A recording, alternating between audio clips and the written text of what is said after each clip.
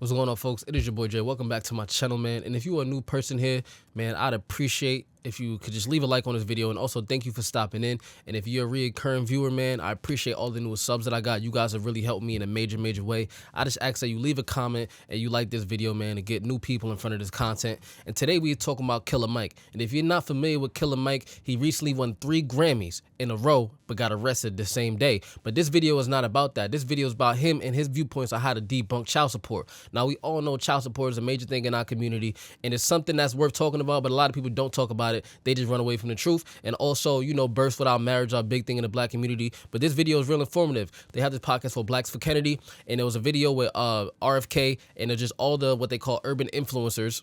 They could have gave them better titles, but they call them urban influencers, and they're talking about, you know, society, all type of different things, problems in urban communities, etc. And somehow they land on this child support conversation based off the fact that the dude before Killer Mike came on was talking about men getting incarcerated for child support and how they use loopholes that are actually not supposed to happen to make sure that dude's getting incarcerated for not paying child support, though it's not supposed to happen. So let's take a look at this. Let me know your thoughts. Fellow child support parent would like to interject. Yeah. All right. Listen, I wasn't gonna jump on camera, but y'all done said some interesting shit. Let's go, brother. Really quickly, because what you asked for was a solution. It's something that I have been thinking about. I'm just jumping. This is not an official endorsement, although I do like a lot of what's been said here, so I'm gonna stay out the way. But just in matter of child support, to help you better understand, child support in the case of what you're saying is usually you were married to your children's mother. Yeah. Virtually. Well, most 70% of black children are born out of wedlock. So child support is against you day one when you're a black man, more likely, because more likely you're not married. Now, and this same thing I tell my daughter's boyfriends: don't get her pregnant. If she has a big, huge family that's going to take care of this baby, you're going to piss her off, and she's going to go file for benefits. Or she's going to need them in the case her mother needed them when she was a kid. Me and her mother were together. We were not married. But her mother signed up. You actually have this conversation with your daughter's boyfriend? Absolutely. Yes, absolutely. I tell them, I say, no, understand now, she is from a great family. Now, I know this is not the case for every girl, but she's from a big, huge family, lots of aunts. She's going to be okay, but you're going to piss her off. You're going to leave her for another girl. You guys are going to fall out of love. She's going to play a lot of Chris Brown records, and she's going to say, fuck it, I'm going. But I say that because me and her mother were together from day one. Her mother did not work. I did work. Her mother I put through school. I did not put myself through school. I did everything I could to make sure that in case I died, this woman would be okay with my children. She signed up for TANF, welfare, that type of stuff, which helps. It helps to bridge, especially when you're a young family. We know our welfare system has been constructed in a way that excludes men. It gave women an incentive not to have men in it. Right. And it actually says, we'll come through your house and we'll search your house, and if Look for there's children in shoes, there. yeah. I know So about that. you're kind of set up from day one. Hold on, you didn't know they looked under your bed and checked? Yeah. Okay. Ask somebody who You say worked for you HUD. didn't know. That's why Ben Carson shouldn't have been running HUD. God bless him. I would want him to work on my brain, but not control my house. So back to child support. I think the solution is this, and I'm out your way. 2 years. Young woman gets pregnant as a teenager, young man and woman get pregnant. This is the 2-year plan. First 2 years are debt-free. You don't have to pay the government anything back. So she doesn't get to drag him into court and the court doesn't say, you owe us money for investing in your child through food programs, through early Head Start programs. Because in those 2 years, the boy has the option, or not even the option, he has the demand of the co-man to then go to a trade school. You have to go to a trade school, which incentivizes the United States to do it, because we need more tradespeople. We don't have enough carpenters, we don't have enough electricians, we don't have enough people building roads. On that. In my community, the girls are going to college and graduating. They have no men to marry because the boys are not going to college in the same way. My teachers were married to a tradesman. My teacher, who we call doctor, her husband owned a locksmith company. Her husband was a carpenter, was a mechanic. So they had a good life. Their kids went to school, right, the same schools we went to. I think that the incentive to solving the child support problem and a part of solving our infrastructure problem is to incentivize young boys who have gotten a girl pregnant. You must now go through 2 years of trade school. Oh, wait a minute. So, okay, I like what you're saying. Let me give you the rest of the answer first. Okay, go ahead. After that boy graduates, you get a further incentive if you and the girl marry. If you and the girl marry, we'll give you these incentives: zero finance home loans, something out of HUD besides an apartment with a leaky faucet and rats and roaches in it, but incentivize marriage. which then strengthens our community, the black community, and strengthens the greater community, because now you have more American marriages, you have people with stronger financial stability, and you have tradespeople married to women of education, and you begin to recreate communities like what Auburn Avenue was, what Edgewood was.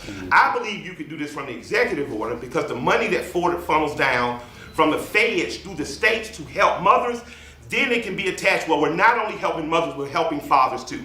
If a boy gets a woman pregnant, not only does she receive TANF, I see your face, you right? Good idea. If a woman receives TANF, she receives this, the boy now has a must. You're federally required now to go to trade school. And in those 2 years, what you put out on the other side is a person who's trained, a person who has an incentive to marry, and a person who becomes a taxpayer and not just a taker of taxes. Now, personally, I don't see any problem with it based off the fact, I mean, of course, there's always a negative when there's a positive. There's always two ways of looking at things. That's why they have so many people when it comes to decision making. But I look at it as like, what cannot even though this is a hypothetical, could probably never happen. The point is that these are the type of minds that we need to install back, and these are the type of ideas that we need to have, because a lot of time we don't have these talking points. I think that is a good idea based off the crisis of single motherhood that we do have in this community, and based off the lack of accountability some fathers do have, and there's no incentive. And we all know the courts are against men, so men typically just run away from the situation, and women leech onto the courts, and there's no unity in there saying no matter how much money you give this lady per month, that kid still needs a father, and you still need another partner to raise the child, because children are just raised better when both parents are there, point blank, period. There's never that fight in court to say you need to both be together and figure this out, or there needs to be an incentive to just stop having kids as a whole if you're not going to do it correctly. But even back in the day, there were people when the whole eugenics concepts came about, and they were trying to say black people shouldn't have babies because they are less intelligent, so they shouldn't be able to have children at all, and they were sterilizing women when they were on welfare, and if so, however the case may be, but they were sterilizing women back in the day to basically get them to not have children, and some of the young girls had no idea what the fuck they were even taking in their body. They just need to get on benefits. But people believe that black people should not have children. So I do think that is very important, because we do need more people with real skills. A lot of kids from our community want to be ball players, rappers, and that's pretty much it.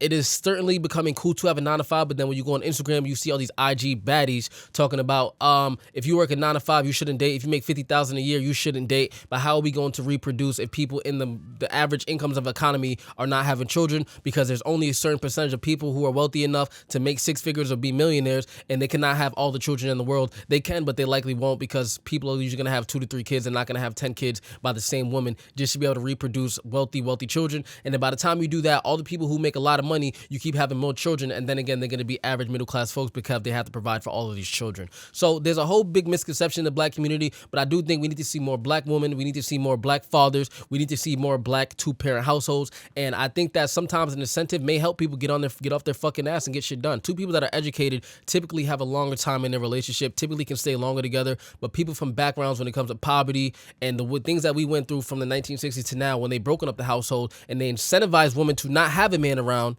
this is how we got here. So I think that if we start incentivizing people to stay together, we can reverse the narrative. A lot of people are upset that they're trying to, that his thought was to incentivize people to stay together, but they're not mad that they incentivize women to keep men away from the household.